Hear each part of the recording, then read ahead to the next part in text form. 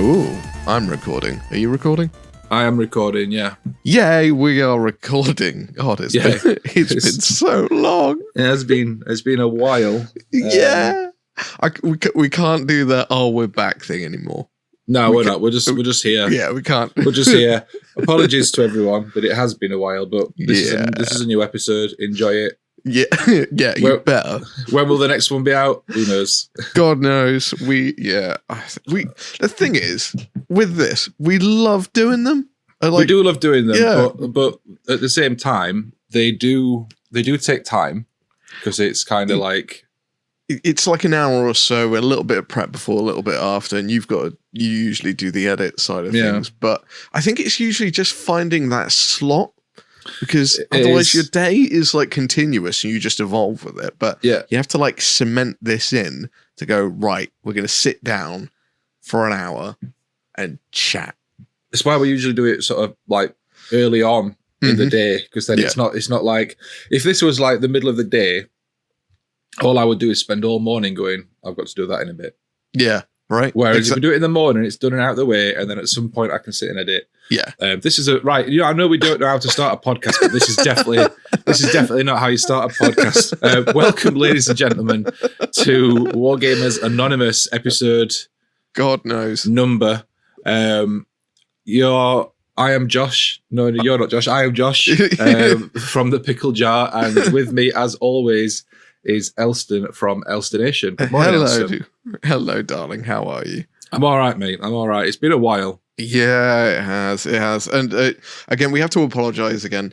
My life's gone absolutely haywire, and we've both been crazy busy, and hence why there's not really going to be a topic as such in this video. It's more going to be the giant catch-up.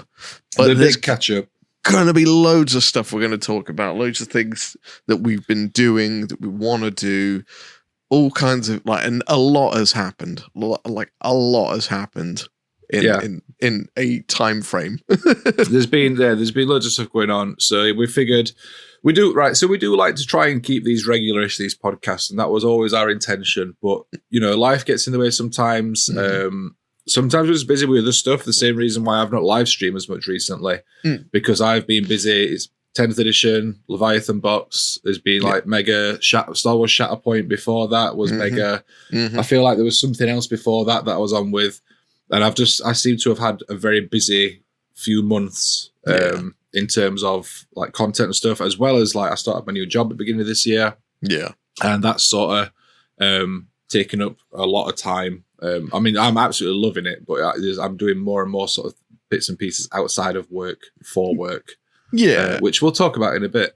We always said that this was never going to be, because this is where we went wrong with like when we used to do Chilling Wargamers, is we started putting pressure on ourselves to do them. Yeah. Whereas this, we've always said from the beginning, like we'll do it when we can. Yeah, as much as we like giving you guys the extra content like away from our channels as by doing this podcast, it is just something fun that we do for fun. Yeah, exactly that. And I appreciate, again, apologies, we haven't done it, but at the same time, we like to, I think the ethos is we want to have fun doing this, and therefore the content is fun. Yeah. It comes across that way. So we never really want to like force it out.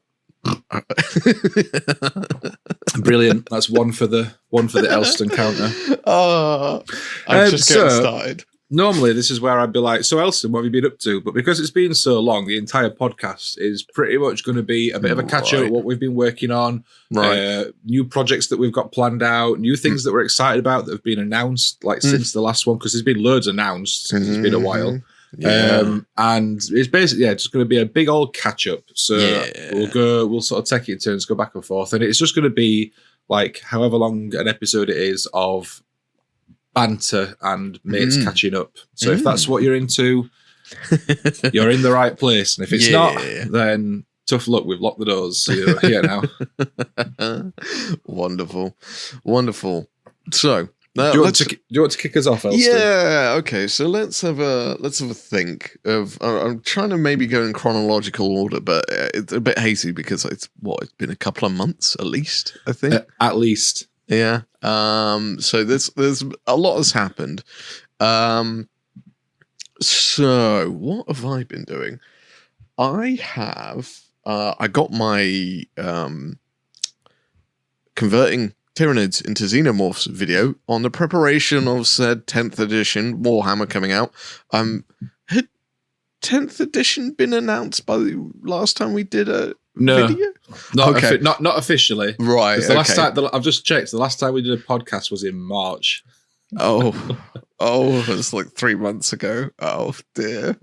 Okay, right. So yeah, 10th edition got announced, and I'm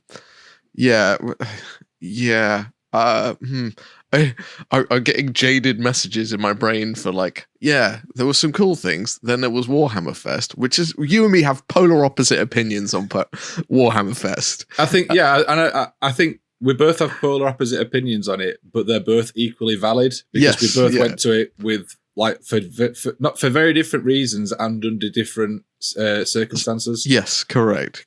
Yeah, I was essentially more of the punter element, and you were the invited guest element. And the invited guests, it looked like you guys had a fun time.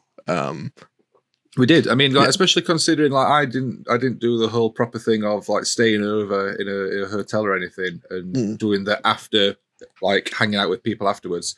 I drove there on the Saturday and then drove home Saturday night, and then I drove back Sunday morning and then drove home again Sunday night.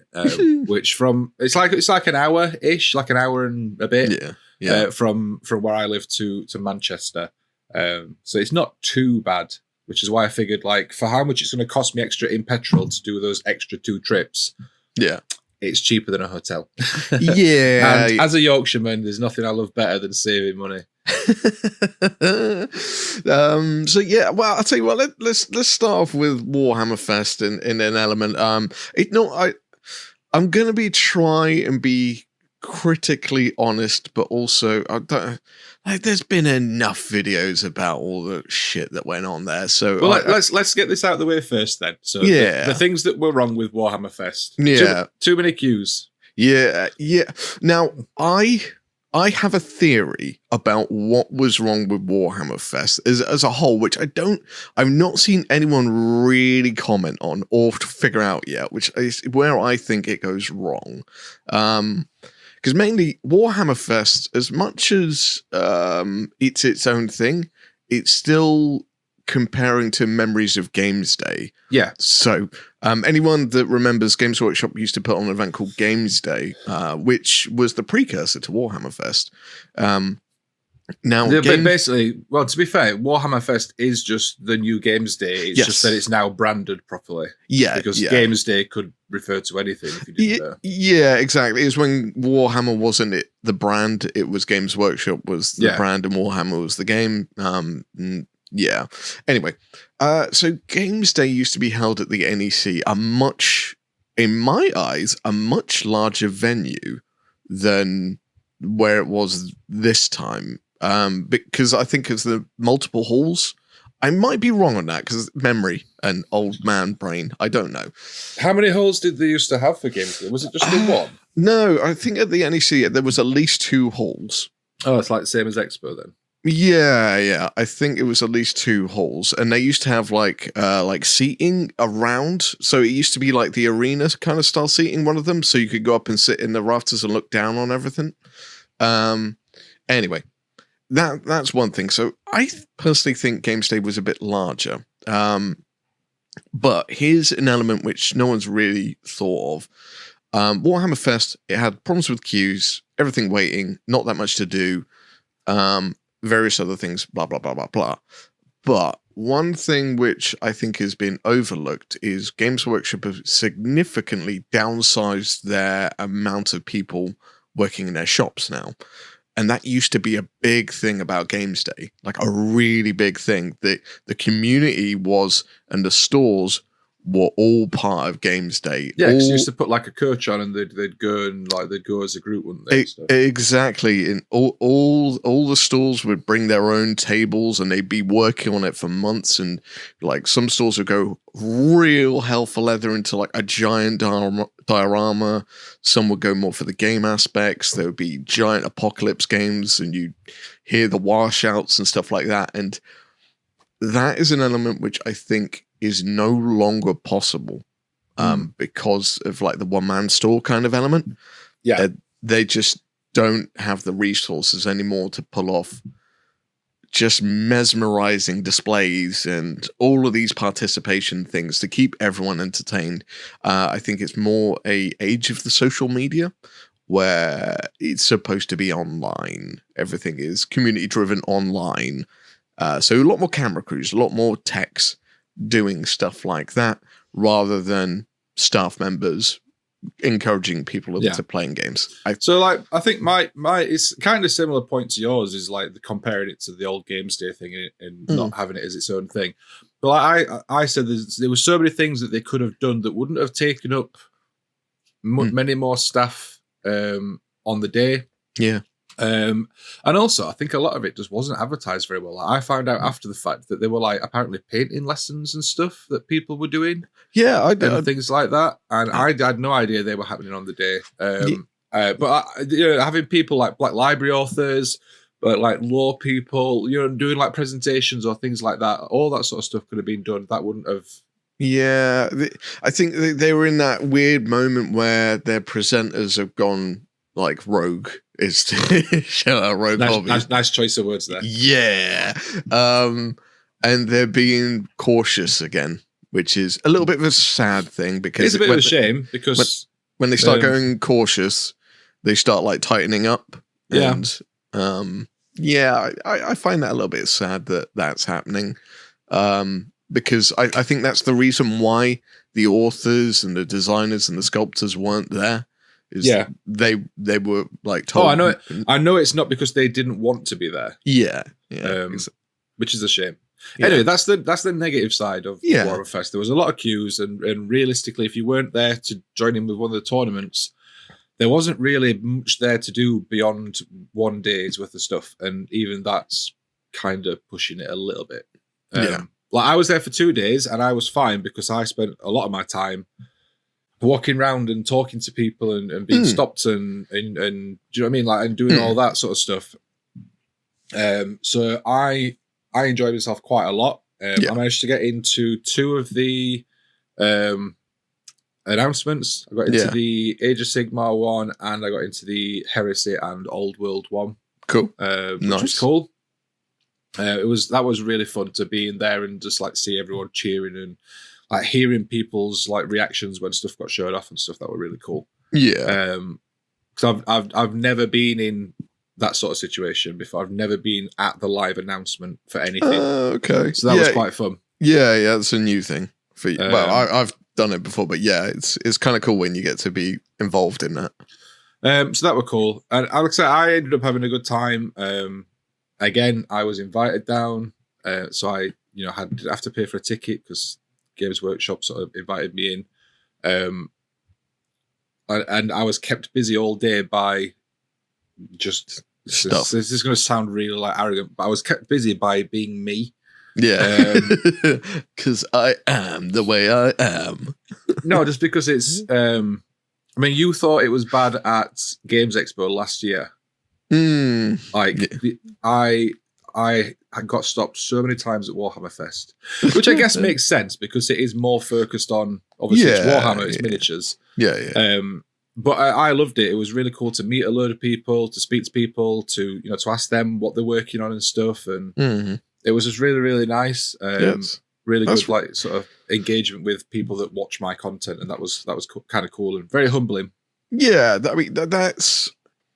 I mean, Warhammer Fest did a couple of things for me, and basically it boils down to a fair bit of jealousy, to be fair, because I wandered around and I'm a content creator, but I had this weird moment of my ethos going out the window and going, but no one's saying hello to me. But however, every time I go to conventions, I do dress up in a way so that people can't recognize me, because I'm not overly keen on being stopped.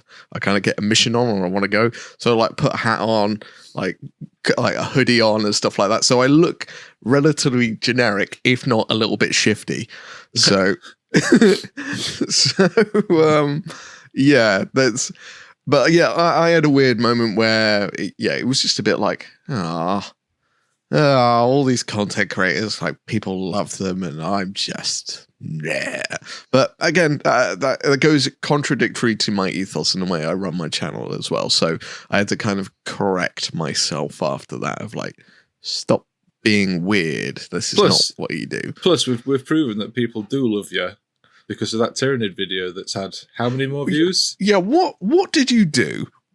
So basically, someone was asking on Twitter about, someone like specifically tagged me, someone that follows me on Twitter, and tagged me and asked, how would you paint aliens, as in like from the movie Aliens? Oh, right, okay. And I said I would probably do something similar to Elston. I said he did a video where he did his Tyranids and he converted them and painted them to be like aliens, and he used like color shift paint and stuff. I said they look really, really cool. So then I shared your video in response to that. My Twitter is really weird. I either get like a small to middling amount of interaction, or I get a ridiculous amount of interaction. Right, okay. And apparently that tweet just got a ridiculous amount of interaction. Well, I might have double whammied it by putting a post on Reddit of kind of saying a kind of similar thing, showing off. Yeah, it went from 1,000 views to now 7,500 views. So effectively, you've given me 6,500 views on that video, which I'm very much like looking at. It's still, numbers are still going up, and I'm like, okay, that came out a month ago. Like, and it's just my brain is a little bit frazzled by the whole experience. I'm like, yeah, what? This is I had kind of a similar thing the other day, because every now and then I'll look through my. This is like a peek behind the curtain of content creators. But every now and then I'm not overly fixated on my stats and stuff anymore. Like I used to be. We all do when we. When we start, and then when we go through that phase where we go, oh, I'm not doing it for the numbers, and then we realize that actually no, we are doing it for the numbers, because that's a ridiculous thing to say. So and we go back to focusing on them, and then we do that thing where we sort of side look at them. We don't look at them properly, because then we're not focusing on them, but we sort of look at them out of the corner of his eye. We do that, but every now and then I sit down and I go, right, let me take like usually once a month or so, and I'll sit and I'll go, right, let me take stock of my channel, what's performing. How is stuff doing? What's not done so well? What are the common themes here? And actually, when I did that a couple of days ago, I've seen something like really interesting, which I'll talk about in a minute. Oh, okay. But I noticed that a video that I put out last year, I think, it was my dry brushing video where I dry brushed the Hulk model from Marvel Crisis Protocol. Yeah, that is like the 5th most viewed video on my channel now. Wow. And I can't remember that doing particularly well when it first came out. Like, it didn't do bad, but it wasn't one of the big hitters. And that is like the 5th most viewed video on my channel. I was like, oh, when did this get all the views? And I looked back through its stats, and it had just had a massive spike at some point and shot up in views. Yeah. And it's always weird when stuff like that happens, because you're sort of then left wondering, same as you, like, what's happened? Like, has someone shared this? Where's this? Like, because usually that's what happens. It's been shared somewhere. But then there's no way really for you to be able to track that. No, and what happens as well is the YouTube algorithm latches onto it at that point and starts rolling it out. And this is where like some content creators that are either new or a bit inexperienced, they're trying to find the secret source to get it to work. And you're like, there isn't really a secret source. You have to do something that people enjoy. Yeah. And if they do, the YouTube will throw it out there. Basically, the basic concept of YouTube is make content that is enjoyable to watch, give it a decent title and a decent thumbnail, and then put it out. And even if it doesn't like absolutely go gangbusters as soon as it comes out, it doesn't mean that it's not going to at some point later down the line. Exactly. But the interesting thing that I noticed when I was looking through my content, So I made a big deal when I did my first Star Wars Shatterpoint video last month. Yeah. That I didn't want to put Warhammer in the title. Didn't want to reference Warhammer in the thumbnail or in the title or in the description. Because, I mean, I don't like it. I don't like doing it, and I get why people do it because, you know, the algorithm and stuff. But you know what is really interesting? Out of my top 10 videos, only one of them uses the word Warhammer in the title. Oh. Only 4 of them have got Warhammer miniatures in the thumbnail. Oh, how interesting. Oh. And like, I'm not saying that that's it. We've broken the Warhammer curse. I'm not going as far as to say that. But what I'm saying is that if you put quality content out there, give it a decent thumbnail, a decent title, and to be fair as well, none of those are like horrible clickbait. Like, you will instantly become a god if you use this one hack. Like, there's nothing like that because I don't do that. No. These are all very much just normal titles, normal thumbnails. There's like a Marvel Crisis Protocol stuff. There's Star Wars Shatterpoint. Annoyingly, the most viewed video on my channel is me building a paint rack very badly. And like the most viewed by like a good 6,000-7,000 views. But yeah, so I found that really interesting. Like everyone was complaining saying, "Oh, if you don't put Warhammer in the title, it don't get clicks." It's like, well, it does. It just has to be interesting. Yeah. It's one of those odd things where I had a momentary lapse of understanding myself and YouTube of what I do and what I am. And I had a bit of a strop. And Warhammer Fest was a bit of the icing on the cake of like my negative moments, and it was just like, you ruined games day. Anyway, I'm not gonna shit on it because I think it's a learning curve for Warhammer Fest. Like the events team have also been pretty good. They've been emailing out saying, give us some feedback. And I'm really hoping they don't just get drowned in it was shit. And I'm like, please be constructive comments in there so people. I think between the survey that they've sent out and then the multitude of videos that have come out from the content creators that were there, because that's the other thing as well. All of the content creators that I like that were there have done like videos or they've mentioned stuff in videos. And like, yes, there's been critiques, but they've also gone, here's what you could do to make it better. Like they've all been very constructive, and they've been honest and said, look, it wasn't the best. Like we all had a great time, but from a punter's point of view, it wasn't the best. Here are some ideas for what you could do and improve and stuff. So now to flip it into a more of a positive thing on another convention, which you and me both went to, but we didn't realize we were both there. Is the UK Game Tech. Yeah, the weird thing is on the drive down, I was like, oh, I wonder if Helston's going this year. And they were like, well, he's not mentioned anything. like, but then like you've been kind of busy and we've not spoken as much recently. No. But yeah, honestly, there's so many people there that I didn't know were there. I saw Mikey from Hellstone Wargaming at Games Expo, and that's only because I specifically messaged him because I knew he was there, and we messaged to meet up and grab a drink and stuff. But other than that, I didn't see anyone at all. Like all the content creators that were there, didn't see them, didn't bump into any of them. I think a load of them showed up later. I think like by the sounds, because I was wandering around. I saw Mini Wargaming Dave. Because he was wandering about. I saw Mikey. Weirdly, Mikey was interviewing Dave at the time I saw them both, and I was like, I can either photobomb or like video bomb the video while they're in an interview, and I was like, nah, it's a bit of a dick move. And then I was like, I'll just go back and talk to them afterwards. So I wandered off to do something, turned around, and they were gone, and I was like, oh, okay, all right. Fair enough. But the flip side, to give a complete polar opposite to Warhammer Fest, I think by an hour in, I had seen everything I'd done. I was wondering, what the hell can I actually do?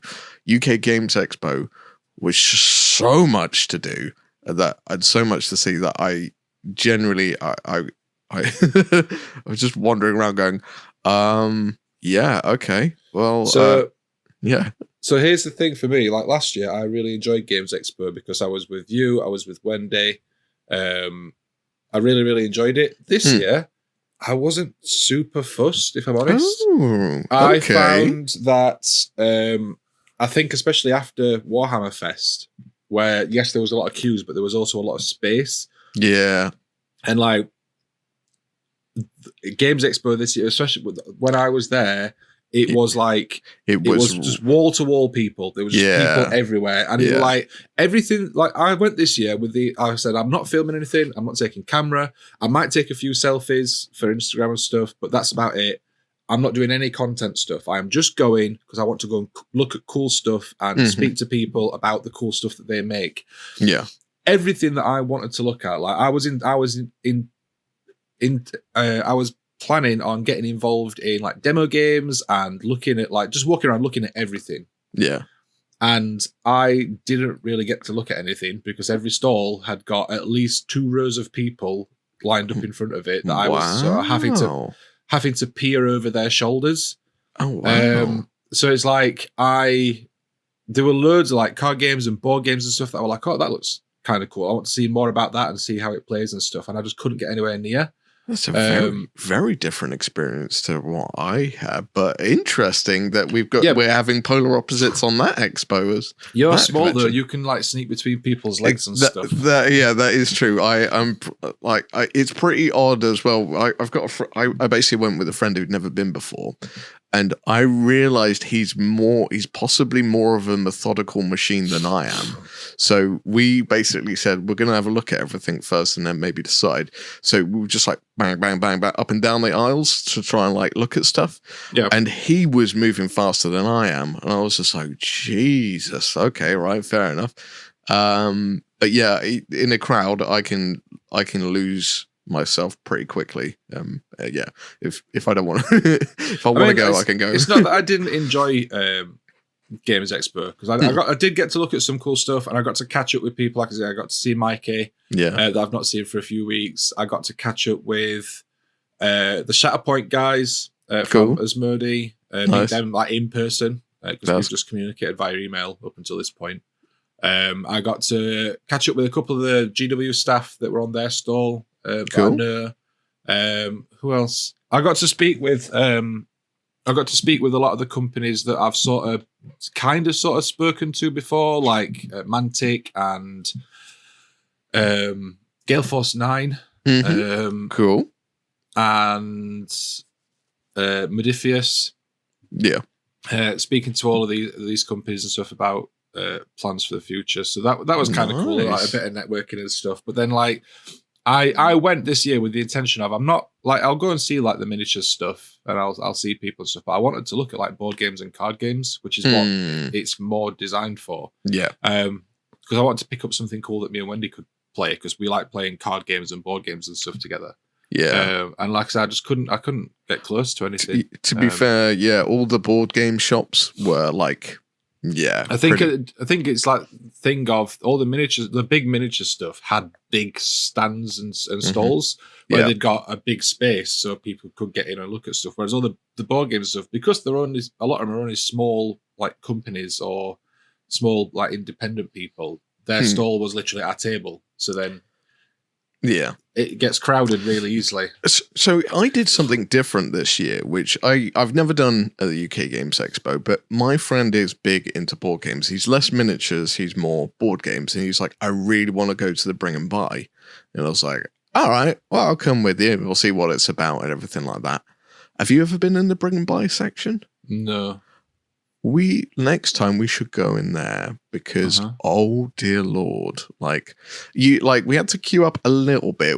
It was the first thing we did, and we had to queue up a little bit. And they're pretty good in there because they don't let an insane amount of people in. They basically say there's a certain amount of people, any more than that, and it's going to be a problem. So they basically stop everyone until that queue's gone down a bit. But basically all the board games in there go.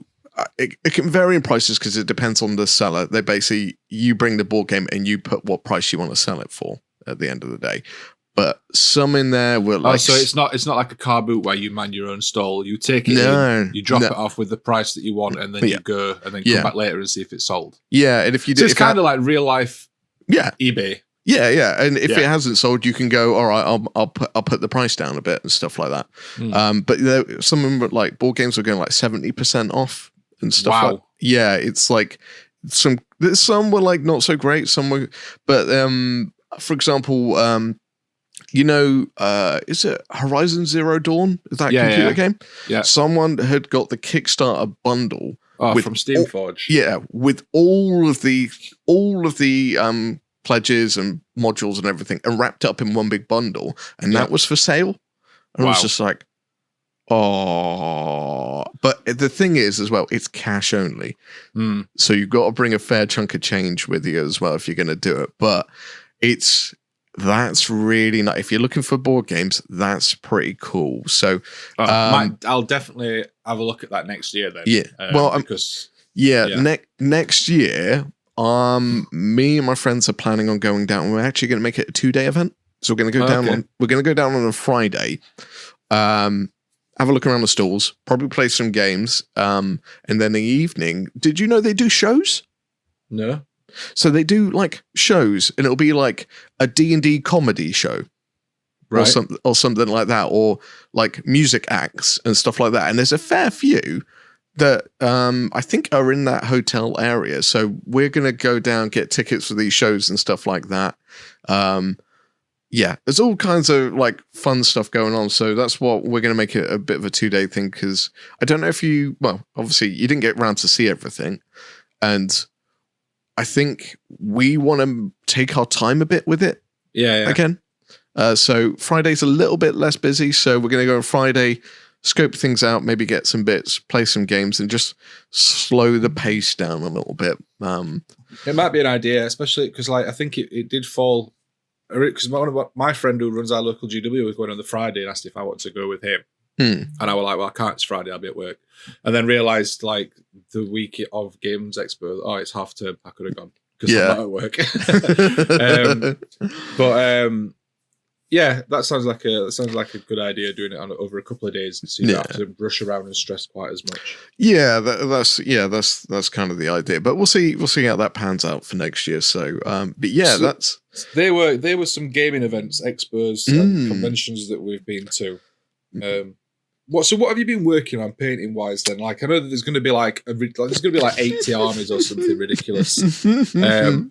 So let's have the list. What have you done since the last podcast? Right. So I finished off the Tyrannid Xenomorphs video on that somewhere. I've painted up Goku, your little Goku one. The video, I just need to finish off editing that and do a voiceover, and then that'll be ready to rock. I'm now painting up a White Scars army, which for Heresy, and it's huge, as typically something like 50 jet bikes. 50 jet bikes. And then how have you managed to get 50 jet bikes for Heresy? You see, well, what I did is I ordered them when they got released, and then I had to wait 2.5 months for them to arrive. I've got 3. Yeah. But they've only just they showed up. As soon as they showed up, I assembled them and put them together. So yeah, apologies everyone that still wants jet bikes. I know Leviathan's probably the cause of that. But yeah, I had to order them and then wait a silly amount of time. So if you're just waiting for them to come in stock, just order them and then sit on your hands for a bit. Yeah, there'll be a nice surprise when they arrive. Yeah, exactly. What else? I started painting Ifrit from Lion Towers. I'm looking at all the stuff. Oh, I did non-metallic metal Emperor.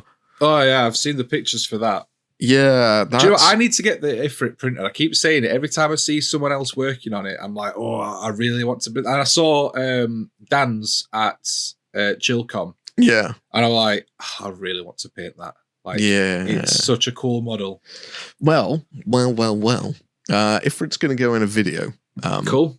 And there's going to be a chance to win an Ifrit model as well. Because me and Dan have got some kind of arrangement deal / with if I buy resin prints off of him, I get a certain discount. And to the point where I was like, might as well get 2 Ifrits then, really. So yeah, the video is going to have an option to win Ifrit as well. So yeah. Nice. I'll let you know when that's come out. But yeah, I think you also did something else, which I saw the other day.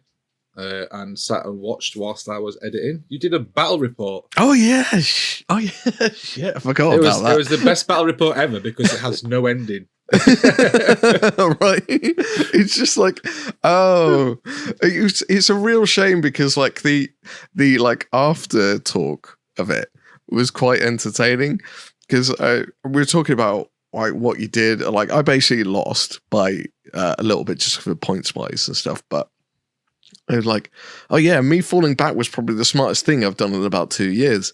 And it was quite entertaining. Tom is a great person. If you go ever look for Tom's Bunker on YouTube, we'll see if we can get a link for it. Yeah, he invited me over to his house to teach me how to play Star Wars Legion. Great game.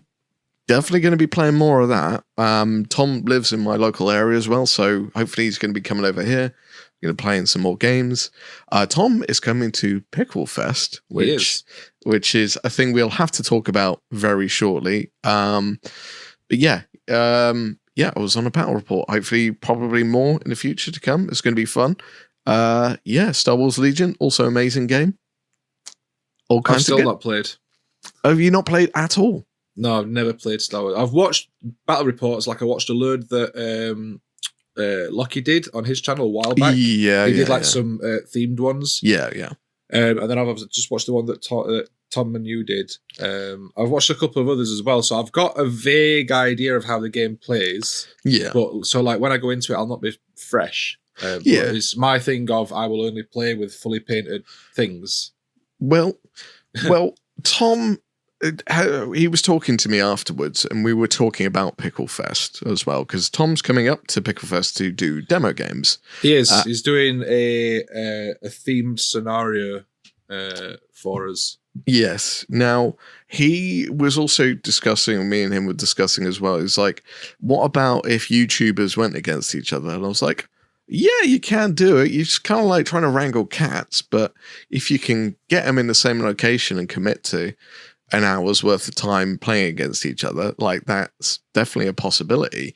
And then he said, well, what about if like Dave was Din Djarin and Grogu and then everyone else was against Dave or something like that? I was like, all of these things are good ideas. Whether or not they come to fruition is something, as I said, wrangling cats. But I potentially had the thought of having a game against you, Legion, at Pickle Fest. If we have time, as like a proper game or the demo scenario that he's doing, as a proper game, possibly. Like obviously, intro. If we have time, yes, absolutely. Yeah. Obviously, time. Yeah. I mean, to be fair, it's one of those things where, like, I mean, I can just do what I want. It's my event, but at the same time, I have to kind of make sure everything's running. Yeah. My job on the day is basically going to be sort of meet and greet, chatting to people, making sure that everything is running smoothly, and making sure everyone else is sort of okay with doing what they're doing. In terms of like the floor and gaming and stuff, I'm going to be running a couple of demo/intro sessions for Star Wars Shatterpoint. Cool.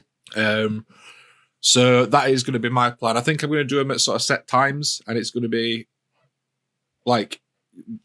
There'll be like probably a few people. Sorry, I've got hiccups.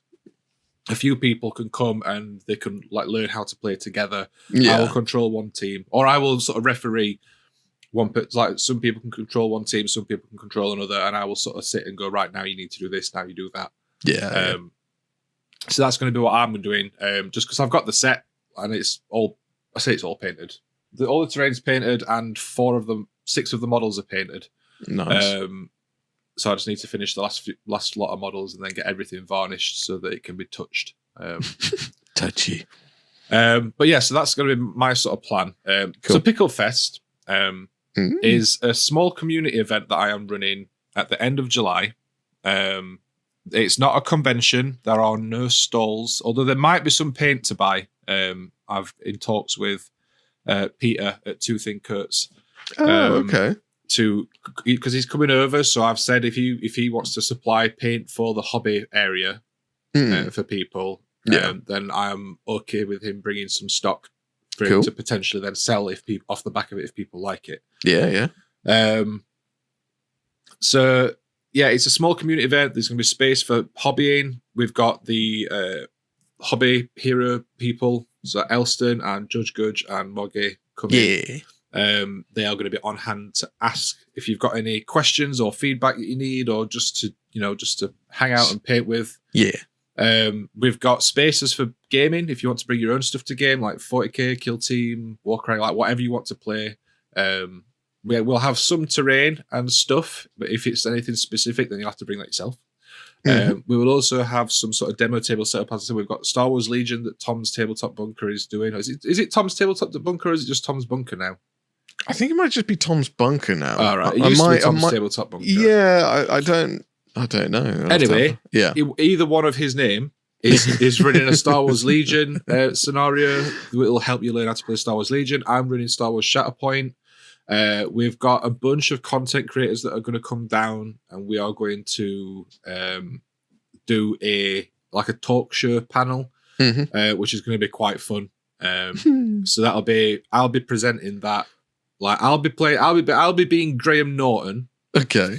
And everyone else is going to be the guests, and I'll ask questions and stuff, and then we'll take questions from the audience and do that. That's going to be set up properly, so it's like a proper thing. Nice. So I'm looking forward to that. There's a painting competition. It's just one open category, one entry per person. Open category, and there's some prizes for like first, second, and third place there. Also, I'm not saying first, second, or third. I'm saying winner and then 2 commendeds. Okay. Because then it's not I'm the worst of the winners sort of thing. Like, well done for joining in. Yeah. And yeah, it's a small community event. We've had to sort of ticket it just so that we can more or less limit how many people come, if I'm honest. Yeah, fair. Just because it's not a massive venue, but it is going to be a lot of fun. And I'm really looking forward to it. Yeah, we should hopefully, if all goes well, we should have a link in the description of videos where you could be able to purchase said ticket. Yeah. If how many? Last time you were about 30 or so, weren't you? I think we're at about 30, so there's about 20 tickets left. Just because I've limited it to 50, just because I don't want to have the same issue that Warhammer Fest had, where everyone's just queuing and sat around with nothing to do.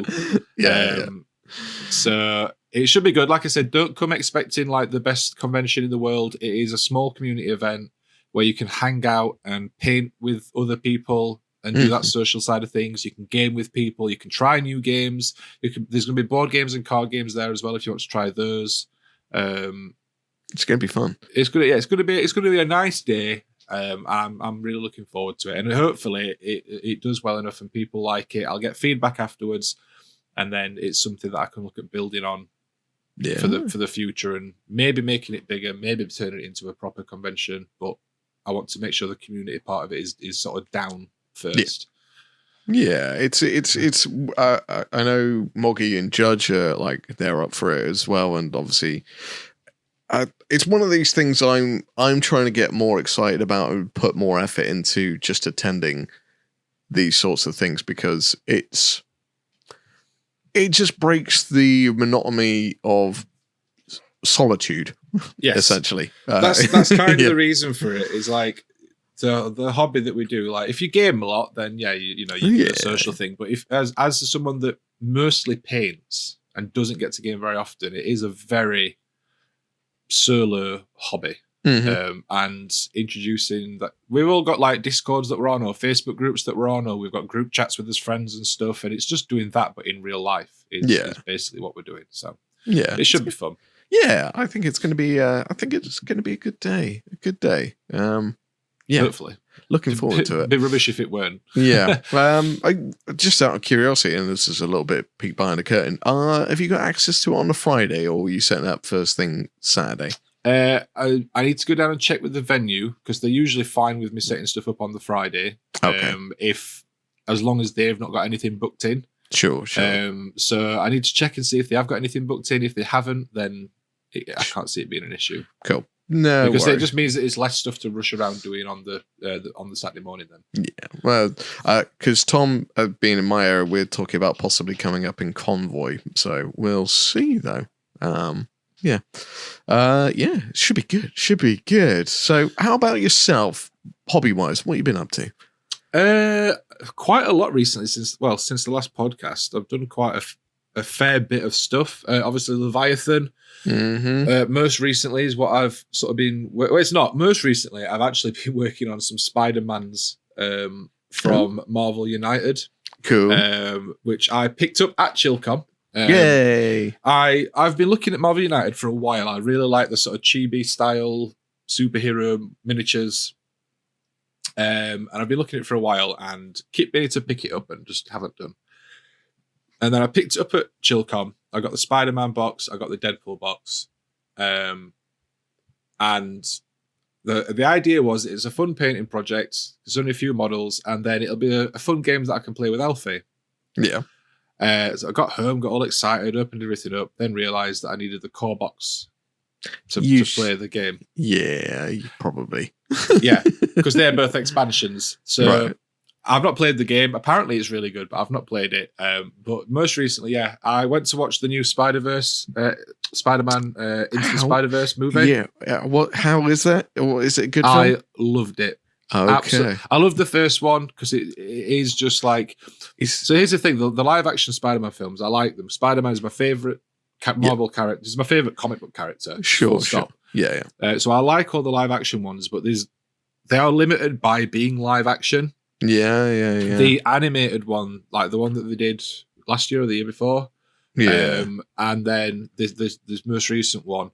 I like the animation style. I like that everything's got its own art style, like the comic books. I like all the references to things and all the different Spider-Mans that they can put in it without like having to like cast. Do you know what I mean? Like it's just, it is, if you like Spider-Man and you like comic books, even if you don't read comic books like religiously, if you just like vaguely into them, like it is a fantastic movie. Absolutely loved it. And I got home and I was like, I want to paint some Spider-Mans.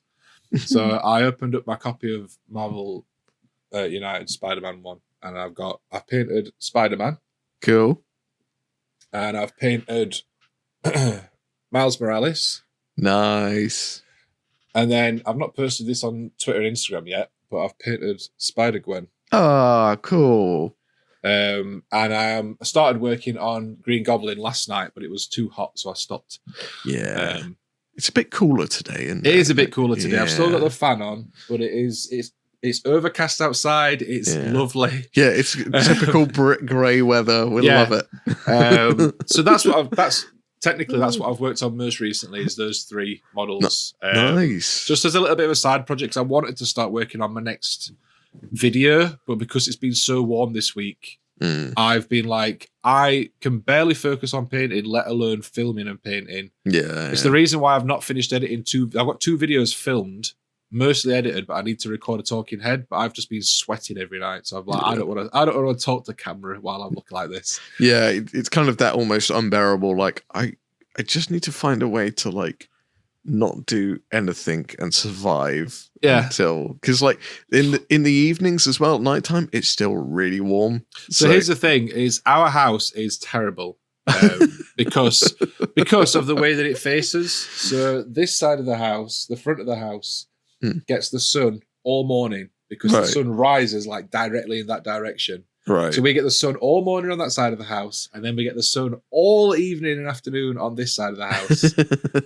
But then it means like today, outside it is lovely and cool. It is brilliant. Yeah, in the house, it is still red hot because our house just holds on to that heat. Our house will not cool down for like another 2 days. By which point it'll probably be warm outside again. It's like it's fine if it's one day, but if it's been like we've had like a full week of it just being red hot, our house just continuously stays warm. Just perpetual oven. Yeah, it starts to cool down in like the middle of the night because there's been no sun in it for a while. But then it's only a few hours, and then the sun comes up and goes, "Ha ha, I'm back," and starts warming the house up again. So it takes us a few days to like catch up. In the same way, to be fair, it's the same way. Like when it does get hot, it takes our house like a day or two before our house is too hot because it takes a while for it to actually warm up. Right. So, okay. so this is what it's our problem. It's terrible in the summer when it's red hot all the time. It's also terrible in the winter because it doesn't get warm. It's just crap. It's just a crap house. So most recently I've been painting the Spider-Man stuff. I painted all of my Star Wars Shatterpoint terrain. Nice. That was the last project that I did.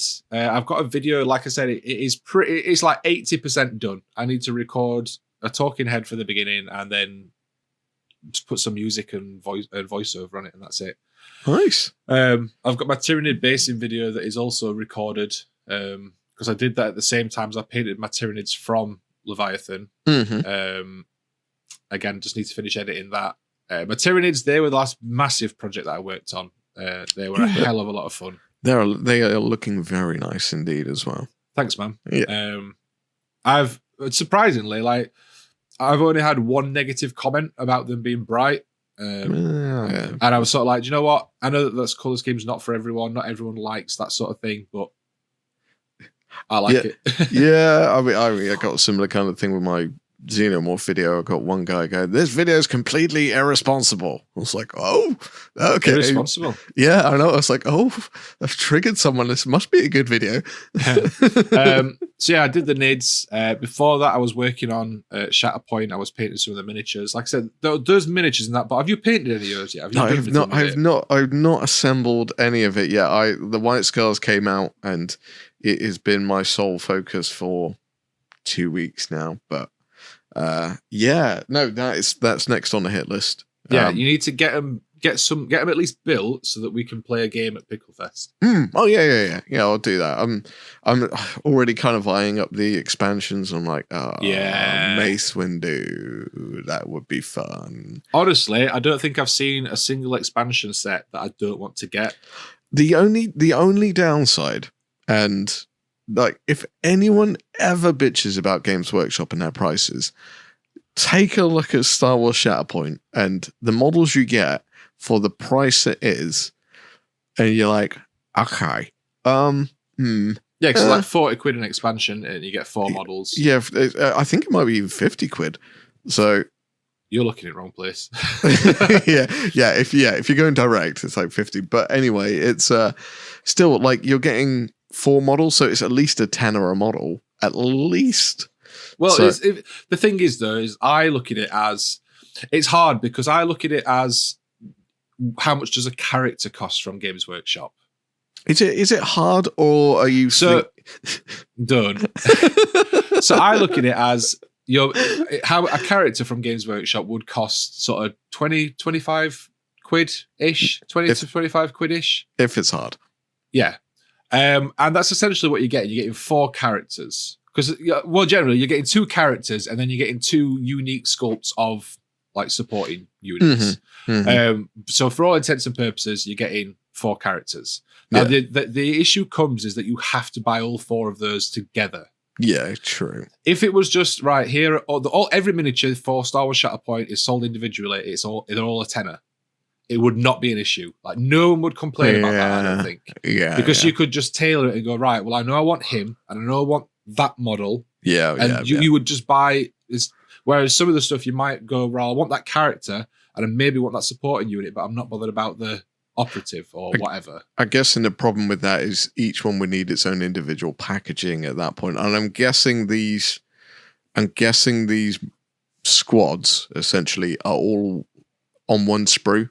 To a degree, I'm guessing. I haven't seen them yet. A lot of them are, but I mean, that comes down to design. Like, if they wanted to go the route of selling them individually, they would design them so that they were all. But to be fair, though, the sprues are quite good. So when I was building stuff, on the sprues like this, and then all the parts for one model are just here in this one section. And the parts of the next model are there. So they could split those up. But I understand that obviously it's not as simple as just going, we'll just split them up and put them in different boxes. Because there's extra, like you said, like packaging, there's extra production cost with having multiple sprues set up. Artwork, X, all that. So I get it. But so that's why I look at stuff and go, yeah, it seems like a lot paying 40 quid for 4 models. But then what you're actually getting is 4 characters and all the cards and a bunch of tokens.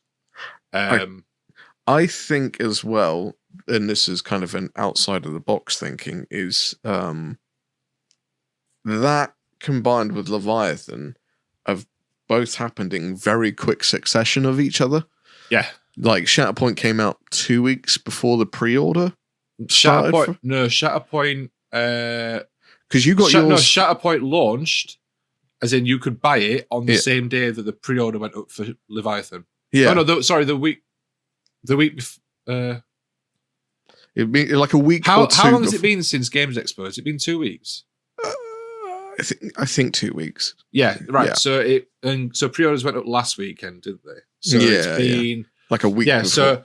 So Shatterpoint went up for sale the same day that our embargo dropped for Leviathan, which was a week before the pre-orders started. So, and they're both box sets which are over £100 each. Like Shatterpoint. Well, they're the same price pretty much, aren't they? They're about 150 quid. I mean, you'll get them cheaper if you go to independents and stuff. But exactly. I mean, if Asmodee had any chance, I'm guessing releasing it at the Expo is probably actually the smarter move.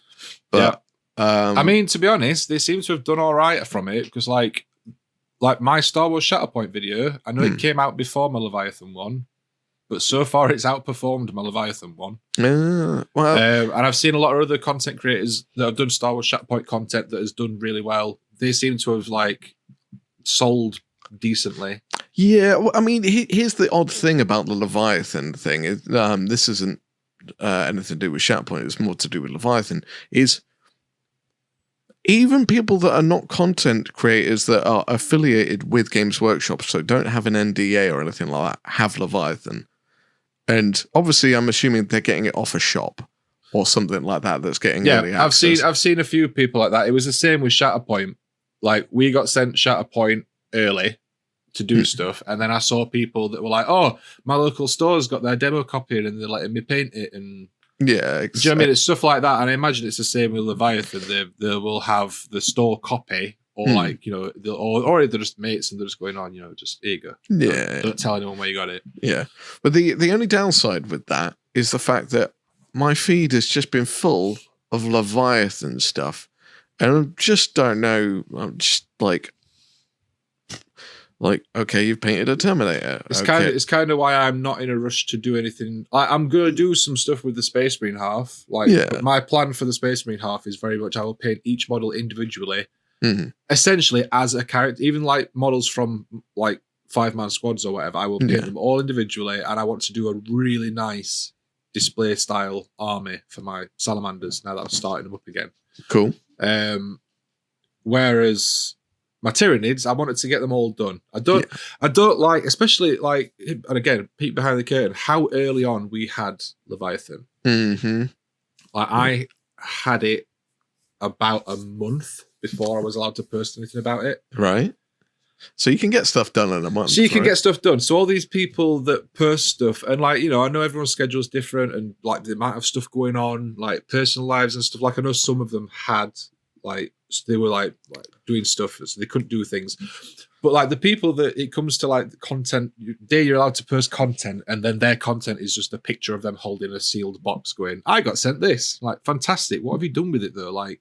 Yeah, I don't. So I don't. There's loads of stuff that I've been sent that I've not done anything with purely because I've not had time, or it's fallen at a time where I've been working on other stuff. I then don't post saying, "Oh, look what I've been sent." A lot of that is because of the recent stock issues that GW was having. Yeah. And I think me posting a picture saying, "Look what I got. I've not done anything with it yet.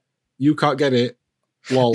It's forming a very jaded view to a certain degree. In my mind, so I'm assuming it's happening possibly with some other people, where I'm just a bit sick of it already, and it's not even arrived yet.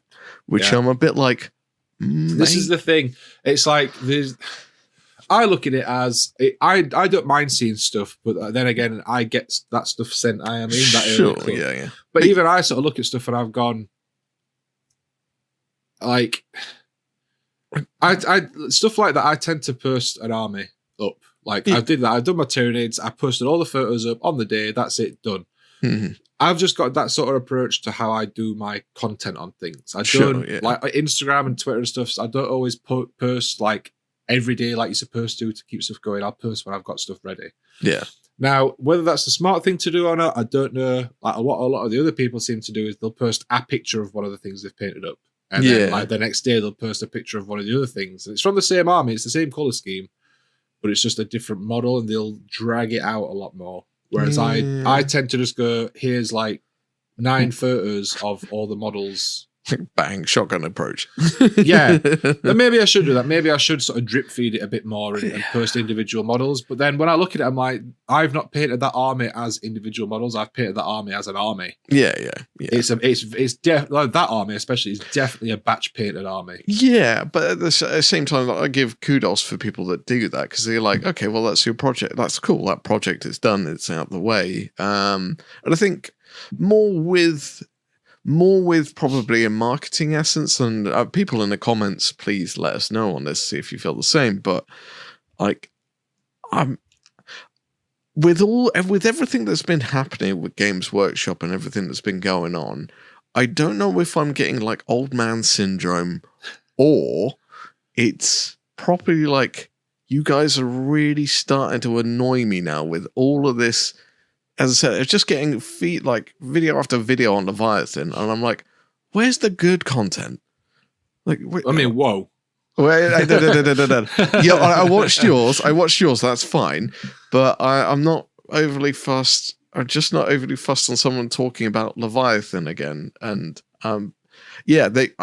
my opinion, and as I said, it's probably old man view. So please, no one I'm trying not to shit on anyone, but I'm just a bit sick of it now, and it's not even arrived. I think it's a fair comment. To be fair, like there is a fine line between getting enough stuff out there to build hype and stuff like that, and then just oversaturating the market. Exactly. And I'm like, that.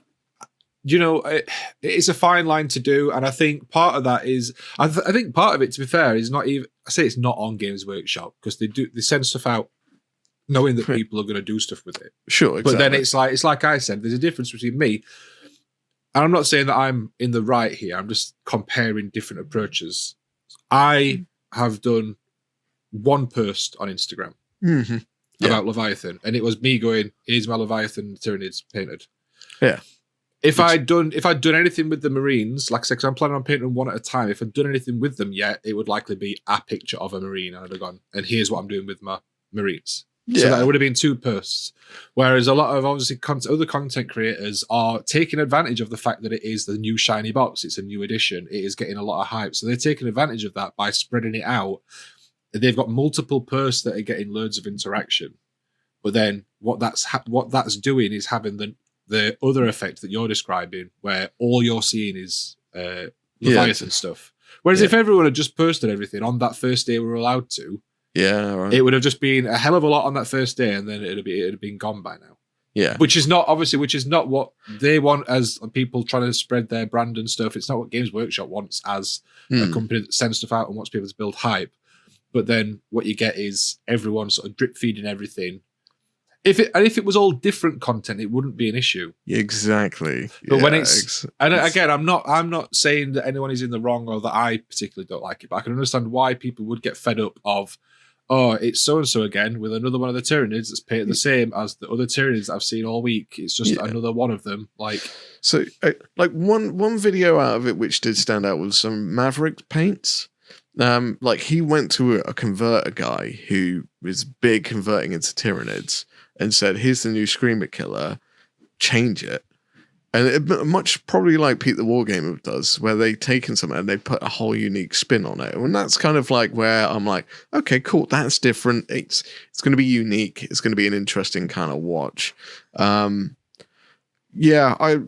don't know if it's just a marketing strategy, which I don't necessarily like. I don't necessarily say I disagree with it, because it obviously it's worked. It's sold out. I mean, can we also just take a minute to appreciate that the Leviathan launch just went smoothly?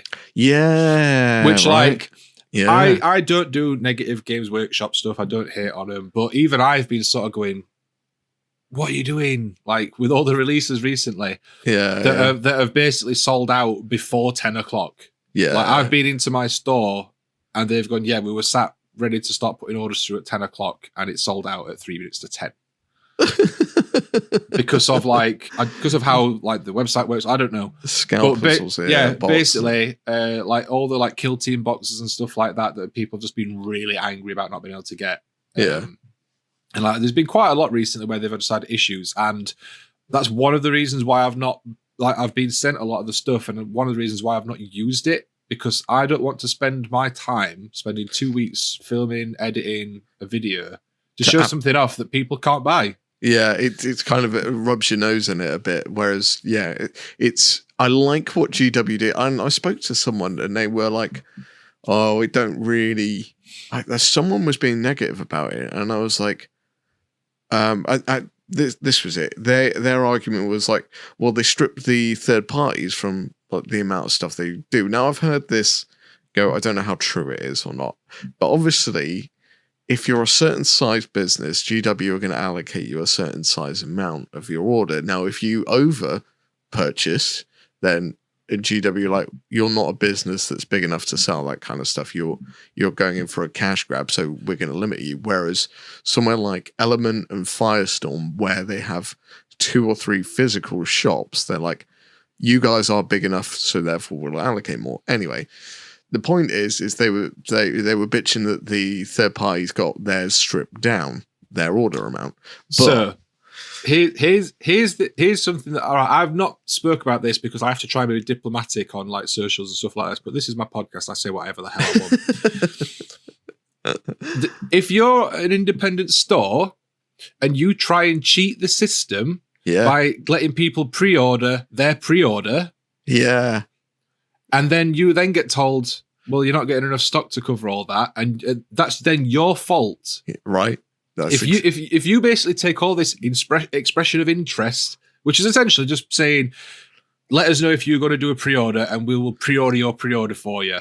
That's what that is. It's them trying to cheat the system and sell the stuff before they can sell the stuff, or like book it in so that you know exactly. You can't do that. You have to operate like a business and like use statistics and whatever. But if you take all these expressions of interest and before you know how much stock you're actually getting, doesn't matter how much you ask for. If you can ask for whatever, you need to wait until you've been confirmed how much stock you're getting before you can start saying, this is what we've got to sell. Exactly.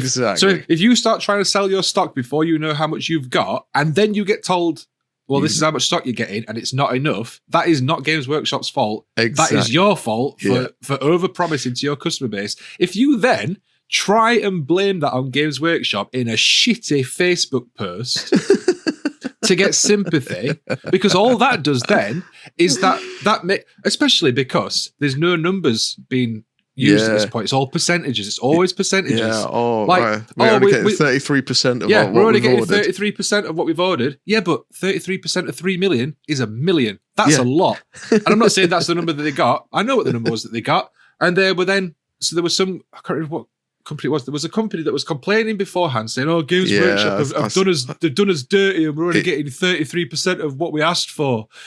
What that does is that it creates scarcity, like worry. So people are like, oh, they've not got as many. We better get on that pre-order. When there's probably no need to worry. Mm-hmm. And B, it also makes them look like the victim yet again from the big evil corporate Games Workshop, which is not the case. If everybody asked for the amount that they had originally asked for, there would be no stock anywhere because Games Workshop can't supply that much stock to every single independent store. That is ridiculous. And this is why I really like what Games Workshop did in the essence of they're like, we're going to hold on to it. Like, we're like, you guys can have your amounts. That's fine. But if you want it, you can get it from us, but you've got to join the queue. But there will be enough. You just have to join the queue. But this is the thing, though. Like all the stock that's gone out to independent stores, if any of them have run out, I'm pretty sure that there's going to be like a second wave that'll get sent out to them just as stock rather than as the pre-order stuff. Well, yeah, I know for certain that a lot of them will. If they're a good business management, they will, what they've sold, will not be the amount they get. They will actually get more than what they've sold. Yeah. Because stuff goes missing. Stuff goes there. This is this. This is this. So you need to have like excess just to deal with that factor. Yeah. What you should do is you should sit as a store person. You should sit and go, right, we can't sell anything until we know how much we've got. Yeah. That should be that. That should be it. Yeah. And then when you know how much stock you've got, say for example, you're getting sent 1,000 copies of a thing, right? You should then at that point go, right, 500 copies are going to go up on pre-order. Yeah. Or 750 or whatever. Yeah. Especially if you've got a physical store, if you've got one physical store and then you sell online as well, maybe put 750 up for pre-order. That is your stock for pre-order. When that runs out, that's it. But we will have more stock on the day and available to order online and in store on launch day. Exactly, right? That way, you've reserved some, you've got some left behind. And like, I'm not a businessman. There's probably more to it than that. But yeah, basically, don't try and blame Games Workshop for you like trying to sell stuff before you know how much stuff you've got to sell, and then it not being trying to make it not your fault that you've promised too much. Yeah, can you guys believe it? We've turned into a anti-rant at GW post. We've actually turned it around and going after the third parties for once. Like, do you know what? I love third party stores. They are like, and this is why I've not posted anything, because I love third party stores. I love the communities that they build. I love the fact that they sell stuff that's not just Games Workshop stuff. Right. But at the same time, none of them would exist if it wasn't for Games Workshop stuff, because every third-party store is 50% plus Games Workshop products and then like other stuff as well. Right. Like the majority of their revenue will come from Games Workshop stuff. So stop trying to kill the thing. Stop trying to be the plankton on the side of the whale that tries to kill the whale. Like, yeah. So, but also as well to praise GW for what they did with their queuing system and saying, well, yeah, granted, the third parties they sold out within 10 minutes or something like that. Yeah. Whereas GW, it was like the following day or something that they actually it was a good long while. Yeah. And the other thing as well, I posted about this on socials and stuff, and it actually got quite a bit of traction because I don't think it's something. Well, I know it's not something that the stores are supposed to talk about like publicly, like on social media and stuff. They can tell people in store, but they're not supposed to post about it. Is that their terminals in the Games Workshop stores on big releases like that, they skip the queue. Right. So I know people that were sat at home queuing on their phone, worried that it was going to sell out because of the scarcity that Games Workshop has seen recently. So they got dressed, walked down to their local store, managed to order one before they got through the queue on the phone. so that's something to bear in mind, especially for big releases. They put that on so that the in-store terminals just skip the queue completely. There's also a business strategy, which is going to be a little bit of a message to Element Games, basically all the people that did Leviathan at a cheap price. Because Firestorm is my local, and I have a lot of respect for Firestorm. It gets annoying because Firestorm aren't the cheapest. They're really good at delivery. Like, if you order it, you'll get it the following day. They are hot on it with that. They have 3 stores, which is a lot of people think, oh, well, Element's the biggest. I'm like, Firestorm are potentially rivaling that. Well, what does Element? Element's got Sheffield, Nottingham, Stockport. Stockport's the big one. Nottingham is like a tiny shoe cupboard. Yeah. And Sheffield is like a normal size store. Similar kind of thing as Firestorm. I think that's kind of a similar kind of average of it. Cardiff is massive. Swindon's normal. And Newport is, I think, next to a Tesco's. So, yeah. Anyway. That's your size, like next to Tesco. What size is that? Like, but the logic is, it just as a business model strategy, is like, if you know something is going to sell out, and it hurts me to say this because it's not good for a consumer like me. If you know it's going to sell out, why are you trying to make it the cheapest? It's that sort of thing in it of if you make a product cheap, like it always comes back to this. It doesn't matter what all the other independents are charging. It matters what Games Workshop are charging. Yeah. And if Games Workshop are charging $150, and then you manage to go, we're the cheapest. Like, of all the independents, we've knocked it down the cheapest. All that is doing is proving to the consumer that, yes, you can sell it.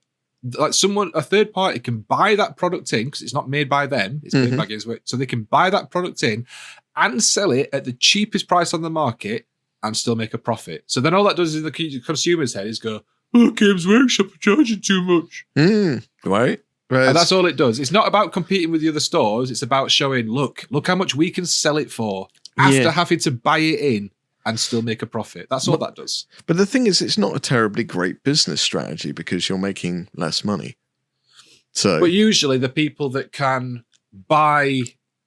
The people that can sell it at that cheaper price usually have bought enough stock in, or they'll buy the stock in at a lower rate. Sure, yeah. Or they'll buy more stock in. So whilst they might not be making as much per unit, overall they are more than likely going to make more money because they will have more to sell. Yeah, so that's how that kind of works, isn't it? Yeah, this is more just an interest. I just find this interesting as a business thing. This is not a... I'm trying to come at this in a very capitalistic essence. So everyone just brace yourselves. This is hard logic going on here, right? So I think Firestorm sold their Leviathan set for £142.50. Right. So it's like £7.50 cheaper than Games Workshop. Element Games were selling it for £120. So it's a £22.50 difference. I can't remember what Outpost was selling it at. Yeah, I think they were all trying to aim for the 120 mark. Yeah, I think I can't remember if Outpost was 120 or 110 if you bought some markers. Yeah. Or something like that. Yes. But the markers cost a tenner, so it was the same price. Exactly. It was something like that. Anyway. Yeah, something like that. So here's some mathematics for us. So there's a £22 difference. Now Firestorm also sold out.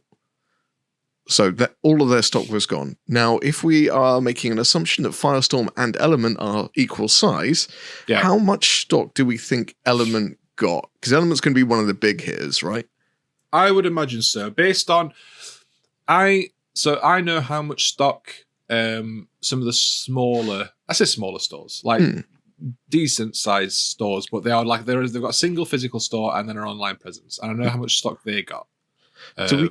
Should we take a guess at something like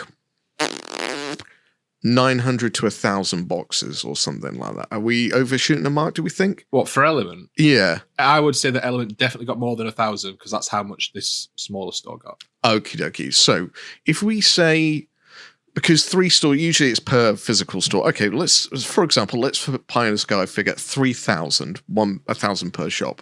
Yeah. Okay. So here's a mathematical thing of why. Well, here's the thing. How is that allocated? Like, as Element Games, would they have, or like Firestorm Games or whoever, do they have one account and they just get that amount and then they distribute it between the shops? Yeah. Or does each shop get its own allocation? I'm not 100% sure. I could go talk to the owner of Firestorm and find out, but I do know that it comes into one area and then they distribute it accordingly. Yeah, so I would assume that they have one account and then they decide how they're splitting that between the stores. But because of they've got multiple locations, you get increased allocation because you multiple locations. So okay, for example, let's say 3,000 copies of Leviathan all sell out at a £22 difference. If you want to do £22 times by 3,000.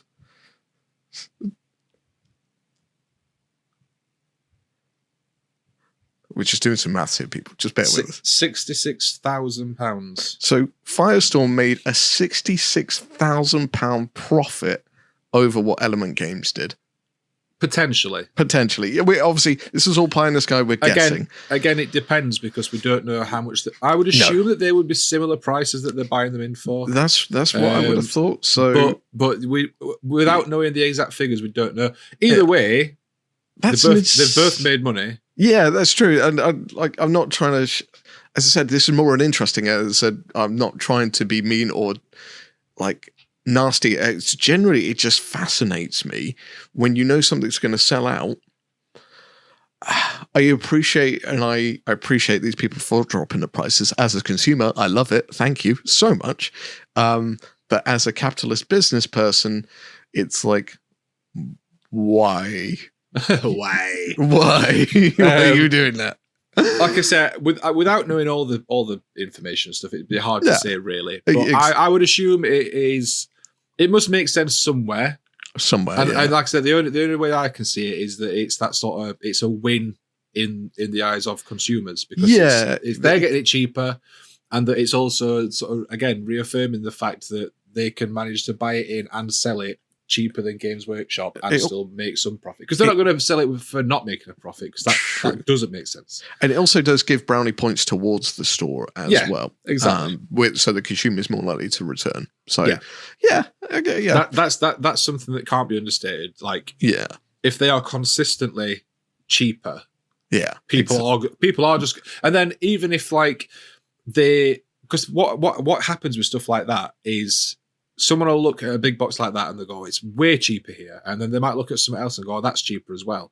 And then at some point, they will just default to ordering from that store. And then they stop checking prices. Like 80% of the stuff might be cheaper than elsewhere. But then there might be a few things, if you did shop around, you could get it a little bit cheaper elsewhere. But because you've become so used to shopping in one place because it's always been the cheapest, you just shop there by default, and that is your store. That is where you shop now. So that's like an interesting little psychological thing. I was kind of curious about this little logic, and I haven't really spoken to anyone about it. But anyway, welcome to Psychology Anonymous. Anyway, well done GW for a release where people were able to get their copies. And everything like that. It was really nice being able to look online and just see positiveness everywhere. Like, yes, we've all managed to get one. Anyone that waited like more than a couple of days and then complained saying, "Oh, I can't get one." Like, don't wait a couple of days to get something that's a special edition pre-order thing. Like if it lasted, like even if it just lasted the morning, like if it lasted until Saturday afternoon, that would still have been a win in my book compared to recent launches. But the fact that it lasted until the following day, like if you've left it that long, mate, that is your fault. You know what's going to happen though with the way, because it was quite successful. GW might carry on this trend and go, right, okay, well, we'll put less allocation out to the third parties and keep it more in-house. Honestly, I don't necessarily think that it is that, because a lot of the issues they've had recently with, again, like Kill Team as an example, the issue isn't how much they've been sending out to third parties or content creators or whatever, because I've seen the amounts of stock that stores are getting, and it is not huge at all for stuff like that. No, it's very minimal. The issue that they've had is that they've had the 10th edition launch box taking up so much space and so much manufacturing capacity that they've not been able to make as much of all the other stuff. Yeah, well, I mean, it goes for the jet bikes as well. I'm pretty sure they didn't come out because basically, I'm not. This is not like me giving Games Workshop a sort of get out of jail free card or anything, because they should manage it better. But essentially, if you look back at all the issues from this year of stocking issues, it will, the majority of it will be because of 10th edition. Yeah, because of how much like production capacity and storage those boxes have taken up. And now that they are done and out of the way, going forward, the next big release, as in like the next big edition release, is not going to be until like Age of Sigmar, which is probably going to be next year or the year after. Yeah, I don't think. Sadly, I don't think Age of Sigmar, unless they come up with something really cool. I don't think they'll have anything like this kind of level. It'll not be as much, no, because like, I mean, you can still buy Dominion. Like, you can still buy Dominion in some shops. Like, people can't get rid of that. But that's my point. Is like, there's no big release now. Like, there are bigger releases, like the big like Kill Team box or whatever. Like, they are like decent releases, but there's nothing like this. No. So I'm hoping that now that this is sort of done, we should be able to get back to being able to get hold of stuff again. Like, pre-ordering stuff on pre-order day should just be a case of, I'm going to pre-order it. I've done it. Cool. That were easy. Rather than praying to the gods and having to sacrifice a goat. Although oddly, it's taught me to not bother. I'm like, well, I can't be bothered. But I don't know. well done, GW, for doing that one. Well done. Well done. Is what we took a really long way around to say, but that's basically it. You screwed up on Warhammer Fest, but you did redeem it with the Leviathan launch. So yeah, that's you win some, you lose some, but you get in there. You get that. That's the main thing. Get in there. We've gone on for a hell of a lot longer than we normally do on the podcast, so I think we should probably wrap it up. It's been nice to just sort of catch up and get back to doing a podcast. Exactly right. Yeah, it's been like I said, we will try. I know we always say this, but we will try and make sure it's regularish. I'm not going to say every 2 weeks, but we'll try and make sure, because like we enjoy doing it, and whenever we sit down to do it, we enjoy doing it. We have a good time. Yeah, we do. And to be fair, we enjoy like all the feedback and comments and stuff that we get on stuff as well, like on Discord and whatever. So we'll try and get another one done, and keep these up. We'll probably do something live. What I might do actually is record the content creator panel. Yeah, Pickle Fest. Okay. Put that out as an episode. I shall bring up mics and cameras and stuff like that as well. So see if we can jerry rig something together as well with that, because that could be fun. But yeah, we'll have more stuff coming soon. I hope you've enjoyed this episode, guys. Thanks for listening. Thanks for coming back and enjoying the dulcet tones of Elston and myself. Elston, where can people find you on the World Wide Web? OnlyFans Elston. It's where you can find my sweet, sweet ass. You can find me at Elstonation on YouTube, Elstonation on Instagram, Elstonation Minis on Facebook. I'm on Reddit as well, but I rarely go on there. I just go on every now and then to see how much crazy is going on. If you want to talk or anything, drop me a comment, drop me a message, whatever. Happy to chat. If not, I'll be lurking on the Pickle Jar Discord somewhere. Yeah. And for myself, you can find me on YouTube at the Pickle Jar, my live stream channel, which I've not live streamed for a while, but I am planning on doing a few at some point soon, over on Pickle Vision. You can find me on all the various social medias. If you just search for the Pickle Jar, I'll come up on Twitter, Facebook, Instagram. Or you can find me, as Elston said, on my Discord server. Link for everything in the description and stuff. Also, come to Pickle Fest. Yeah, come to Pickle Fest. There'll be links for that. It's going to be fun. It's going to be off the wall fun. Off the wall fun. I mean, technically, it is going to be off the wall fun. There's not going to be any on the wall fun, because I don't want to get charged extra for damaging property. Or like cleaning up residue. Yeah. Anyway, on that note, let's end the podcast there. Thank you guys for listening. Thanks for coming back, and we'll catch you in the next episode. Yeah, have fun, people. Till next time. Bye. Bye.